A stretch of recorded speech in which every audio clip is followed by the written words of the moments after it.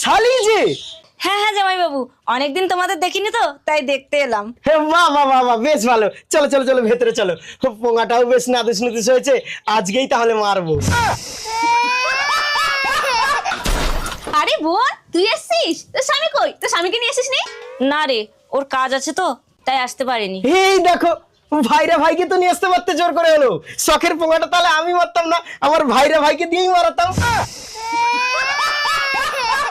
এই, তুই বেশি লেট করো তো, শিগগিরই বাজার যাও। বাজার থেকে ফিরে এসে তারপর পোঙা মেরু। বোন তো আজ সারাদিনই থাকবি।